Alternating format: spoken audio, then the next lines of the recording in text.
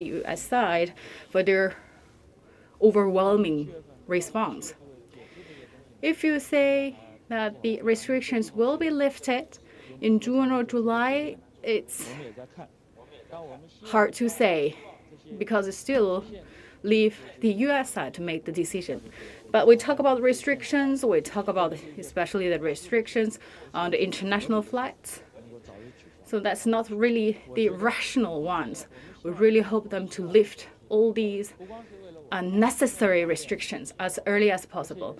It's not just facilitate our travel. What we want to say is the containment of the epidemic will be achieved because as all the countries can contain the virus, can we travel freely? And this is something we really want to see at an early date. So we talk about not only for their studies, but also talk about job opportunities. Because of the epidemic, we're going to have a big impact for sure to the economic development. Then we talk about employment, especially for overseas students back to China or finding jobs in the United States. Any special policies? So since China's reform and opening up 4 decades ago, Comrade Deng Xiaoping paid a visit to the United States, and we had a quite good students exchange between both sides. And General Secretary Xi also mentioned many times that encourage our students to go back to China, make their contribution. This policy have not been changed. So we talk about how to better facilitate overseas students to find a job in Chinese. So this is a part of the national strategy. We want to have a talent pool to support China's development, and also really have a high hope and expectations on our overseas Chinese. Hope they can use their expertise to contribute to the development of China. And we also talk about actually back to the 19th National Party Congress. We really want to pull together our talents and leverage their strengths and wisdom to make China more prosperous. And then under this national strategy, we talk about China right now focus on 6 stabilities in terms of employment, the finance, domestic and foreign investment, foreign trade, and expectation. So top of all these 6 priorities, employment always top of the agenda. So that's also applied to our overseas students. So if you go back to China, if you want to find job opportunities, actually the embassies really like to play its role to find more opportunity for our students. I think this is really a opportunity, and also the question concerned our overseas students. I'm really glad to hear this news. So this is really a good opportunity to gather our 4 students representatives in the United States to have this communication with our ambassador. So as Mr. Cui, you also the overseas students once in your life. So it's a very good opportunity, and I know. So you 4 actually represent a large number of overseas students in the United States and also in other countries. So not only the ambassador to the United States, and also as a veteran overseas student, I would like to say 3 things. First,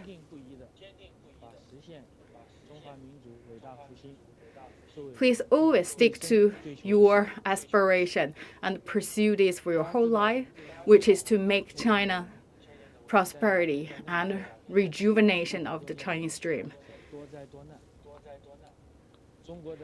So we know China actually experienced many difficulties, ups and downs, especially since the second Opium War.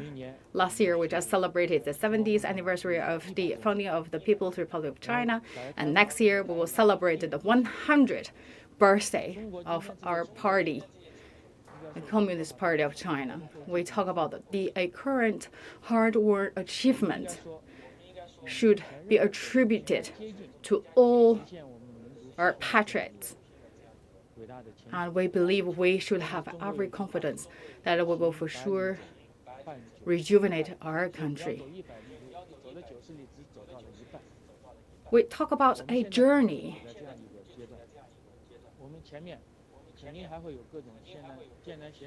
The last leg of a journey marks the halfway point. Of course, we right now just halfway. There are a lot of uncertainties in front of us. Talk about the epidemic, the sudden epidemic. That also unveiled that we still have some room to improve in China, but that also showcase the strength, the power, the hope, the bright future lies in our future. I believe once we have overcome all these difficulties, can China develop in a more bright future? That also for sure rely on everyone's concerted efforts.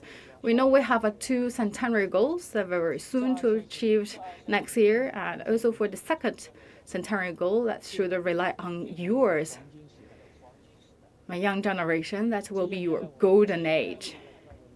So rely on you to achieve our second centenary goal. Back to 2008, you still have some remember, right? I knew you were really young back to 2008. We talk about,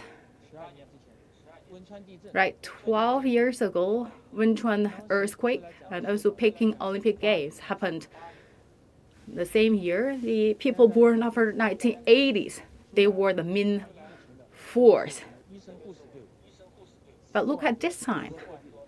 Among the 40,000 medics across China and PLA sent to Hubei, to Wuhan, majority of them actually are young generations, born after the 1990s. Right now, they are at the center of the stage.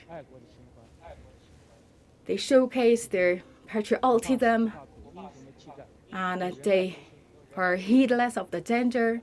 They showcase their professionalism and boundless love. Some of them, I believe, has the same age as yours. Of course, you are all talented people. So first of all, please protect yourself well. Stay healthy mentally and physically, and finish your studies. Well, for sure, you will create a good career in China. And second, so we should stay firmly in the United States to strengthen a sustainable and sound bilateral relations. There are some twists and turns happened in our bilateral relationship, and sometimes you feel that the uncertainties or discrimination, certain United States people that had the words or deeds not respect the Chinese side, but we should have the confidence and should not change our confidence and attitude and the position. We really want to build our bilateral ties in a coordinated way, because as General Secretary Xi proposed that we need to build a shared community for humankind, especially under the current circumstance. We should work together to make a concerted effort to build a beautiful home for everyone. We'll talk about this shared destiny that should also rely on the efforts made by both sides to develop the win-win relationship between both sides.